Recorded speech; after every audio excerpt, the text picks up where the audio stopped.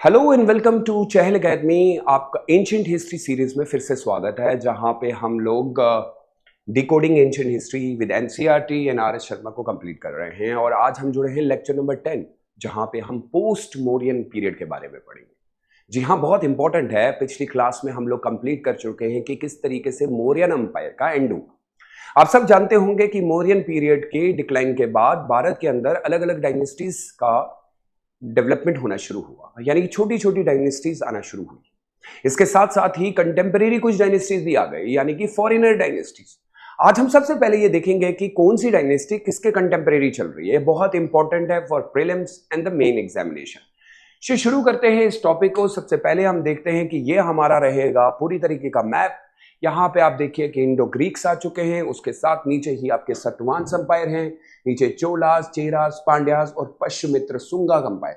Map के through हम जानने की कोशिश करेंगे कि ये डायनेस्टीज और उसके ऑपोजिट में ये फॉरेनर डायनेस्टीज हैं जो इस समय यहाँ पे रूल कर रही हैं।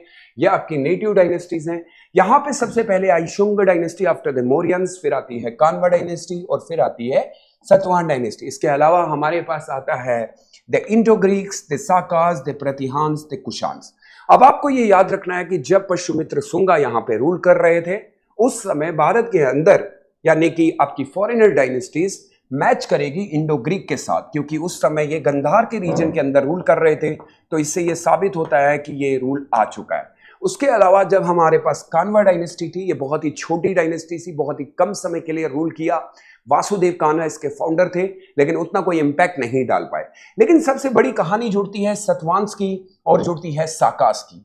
अब देखिएगा कि साकास और प्रतिहानास ये दोनों एक सेम से ही रूल करेंगे। जब ये रिप्लेस कर देंगे इंडो ग्रीक्स का, तो आपको कंटेम्परेरी याद रखना है कि जब सतवाहन डायनेस्टी रूल कर रही है तो ये दोनों डायनेस्टी उसके साथ है। और फाइनली भारत को मिलेगी एक और डायनेस्टी, द कुशान डायनेस्टी, जिसमें सबसे इंपॉर्टेंट रोल प्ले करेगा कनिष्का। और इन्हीं के समय में आपको याद है कि भारत के कश्मीर के रीजन में एक फोर्थ बुद्धिस्ट काउंसिल भी हुई थी।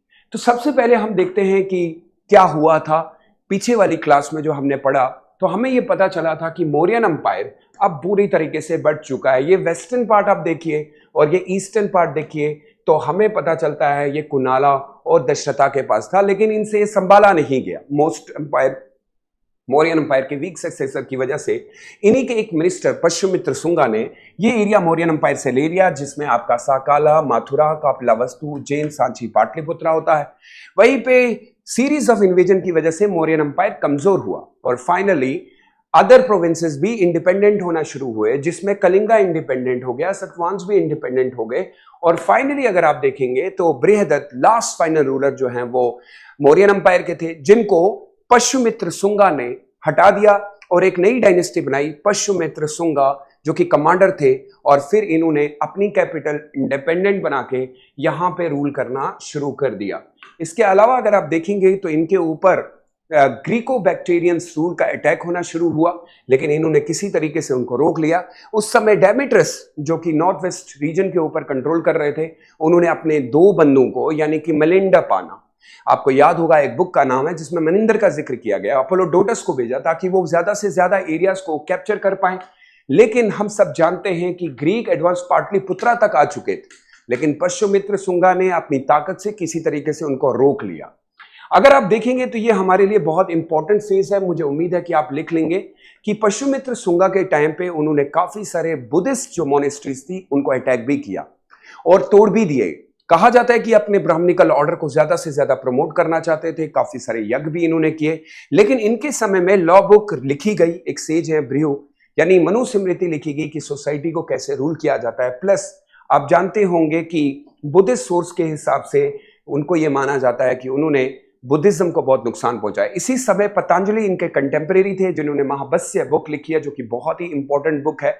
इनके बाद इनके बेटे रूल करने के लिए आते हैं। जब ये देखिए, ये बहुत इंपॉर्टेंट है, यानी अग्निमित्रा आते हैं, तो वो उनका जिक्र जो है मालविका अग्निमित्रम, जो कालिदास ने बुक लिखी है, जो एक लव स्टोरी बेस्ड है। कहा जाता है कि अग्निमित्रा ने बाद में अशोका के जो स्तूपास टूटे गए थे उनको फिर से बनाया, उनको रिप्लेस किया, उसमें पत्थर लगाए और इनलार्ज भी कर दिया। यानी इस हिसाब से पश्चिमित्र सुंगा का जो भी प्रॉब्लम था वो बाद में उनके बेटे अग्निमित्रा ने क्लियर किया। लेकिन ये डायनेस्टी कुछ ज्यादा आगे नहीं बढ़ पाई। इनके लास्ट रूलर देवभूति थे, जिनको अपने ही मिनिस्टर ने मार दिया, जिनका नाम वासुदेव कान्वा था, और भारत के अंदर एक नई डायनेस्टी बनी which is known as Kanva dynasty. लेकिन कान्व डायनेस्टी इतनी स्ट्रांग ही नहीं थी कि वो पूरी तरीके से भारत को कंट्रोल कर पाए, और वासुदेव कान्वा खुद एक रूलर तो थे लेकिन इतना कुछ इंपैक्ट नहीं डाल पाए, और उसके चलते हुए वासुदेव कान्वा को बहुत जल्दी रिप्लेस कर दिया गया। और ये रिप्लेसमेंट किस तरीके हुई ये हम देखने की कोशिश करेंगे। सो फाउंडर वासुदेव है, कैपिटल इंपॉर्टेंट रहती है हमारे पास। इनका भी रिलीजन ब्राह्मणिकल रिलीजन है, मगध के ही रीजन में ज्यादा है। बहुमित्रा जो है एज ए सक्सेसर इनके बने, और उन्होंने उनके सिक्के हमें मिले हैं, तो उससे लगता है कि इन्होंने काफी एरिया पे रूल किया। फिर लास्ट रूलर सुसारामर रहते हैं, ये कान्वा डायनेस्टी है, लास्ट रूलर हैं, और उनको सिमुका जो कि सतवान के ही एक रूलर हैं जो फाउंडर बनेंगे, उन्होंने मार दिया। और इस तरीके से भारत में बनी एक और नई डायनेस्टी कॉल्ड सत्यवाहना डायनेस्टी। अब आप सोचिए कि किस तरीके से एंड हुआ, यानी मौर्यन अंपायर, पहले हरियंका, फिर शुंग, पश्चिमित्र, हरियंका डायनेस्टी, फिर उसके बाद आपके सेकेंड डायनेस्टी बनती है, उसके बाद थर्ड डायनेस्टी बनती है, उसके बाद फोर्थ डायनेस्टी बनती है, और फिर मौर्यन अंपायर आते हैं। यानी हमें यह देखने को मिला कि इनकी लड़ाइयां कंटिन्यूसली चलती रही, और इस तरीके से ये लड़ाइयां बहुत समय तक चल रही। जैसे हरियंका डायनेस्टी, शिशुनाग डायनेस्टी, उसके बाद आपकी थर्ड डायनेस्टी बनती है नंद डायनेस्टी, फोर्थ डायनेस्टी आपकी बनती है मौर्यन डायनेस्टी, फिफ्थ डायनेस्टी आपकी बनती है पश्चिमित्र शुंग डायनेस्टी, सिक्स डायनेस्टी आपकी बनती है आपकी कान्व डायनेस्टी, और कान्व डायनेस्टी के बाद आपका बना सतवाहनाज डायनेस्टी। इन डायनेस्टीज का फाइनली अगर आप देखेंगे तो सबसे मेजरली ये रोल रहा कि इन्होंने आर्ट के लिए भी काम किया, लेकिन इतना कोई इंपैक्ट नहीं डाले। अब हमें देखना पड़ेगा कि भारत के डेक्कन के एरिया के अंदर आपको देखने को मिलेगा कि इस एरिया के अंदर आपके सतवांश रहेंगे, यहां पे आप पलवाज आना शुरू हो जाएंगे, और ये लड़ाइयां अब हमें देखने को मिलेंगे नीचे चोला, चेरास, पांड्यास। तो हमारे एग्जाम के पर्सपेक्टिव से हमें याद रखना है कि पहले हरियंका डायनेस्टी, फिर आपके Haryanka dynasty, Shishunaga dynasty, Naga dynasty, फिर थर्ड आप याद रखेंगे नंद डायनेस्टी। ये तीन अर्ली डायनेस्टी हो गई। फिर आएंगी मौर्यन डायनेस्टी, फिर आएगी शुंग डायनेस्टी, और फिर आपकी आई कान्वा डायनेस्टी। इनके एंड के बाद आपको मिलती है सतवान डायनेस्टी जो रूल करेंगे डेक्कन पे, और अब उनकी लड़ाइयां होंगी साकास के साथ। यह हम जानने की कोशिश करेंगे अगली क्लास में। I hope you have enjoyed this. May Allah bless you all. Please kindly आप अपने नोट्स साथ साथ में बनाते जाइए, और उम्मीद है कि आपको इन सारी वीडियो से बहुत फायदा हुआ होगा। एंड इसके बाद हम लोग सीधा फॉरेनर डायनेस्टीज को पढ़ेंगे, और फिर हम अपनी एंशिएंट हिस्ट्री के लास्ट फेज यानी कि गुप्ता फेज को कंप्लीट करेंगे। मुझे उम्मीद है कि इन पूरी क्लासेस से आपको बहुत अच्छा लग रहा होगा। यदि अगर आप इन सारी वीडियोस से काफी कुछ सीख चुके हैं, प्लीज कमेंट बुक में जरूर लिखिएगा। Stay safe and stay blessed. See you in the next class. Till then bye bye.